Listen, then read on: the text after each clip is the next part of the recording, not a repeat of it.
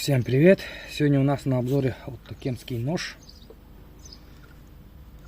Ножны из натуральной кожи, ручной прошивки, с подвесом когтя медведя, обрамленный в бивень мамонта, с узором. Здесь тоже нож из стали 95Х18 кованым долом, клеймо мастера и два берега. Это больстер из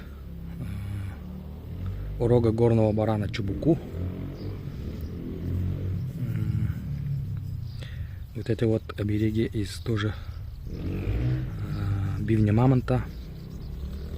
Вот это вот орнаменты, рукоять кап березы в черном стиле и тут руническими заклинаниями на призыв силы предков. Вот такой вот нож, клинок 14,5 и рукоять 13. Вот такой вот нож. Про значение этих узоров, оберегов рассказывал в другом видео. Всплывут подсказки где-то вот здесь. Вот фрагмент от того видео. Если хотите посмотреть поподробнее, ссылка будет в описании. Ну и переходим к узорам. Вот, да, понятно, да? Вот два наследия, ну скажем, как ДНК соединились. Вот божественный дух, и пошла жизнь. Вот этот вот сильный оберег Караскал, без карах называется. На самом-то деле это когда солнце заходит в полярную ночь. Мы переходим вот глубоко философскому оберегу, Ичкут называется. Человек состоит из трех наполнителей, да, триединый, мир триединый, человек триединый, время также из трех составное. Мы думаем, что человек и душа есть, да, вот тело и душа, все. Из-за этого там инь-янь. А вообще их три. Тело материальное Боркут называется.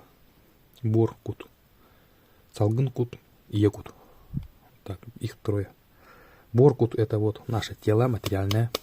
У него своя память, самопишущая программа, всему обучается, наживает опыт. И вот все это самоосознание переходит в эго. Ну или в описании тоже посмотрите под видео.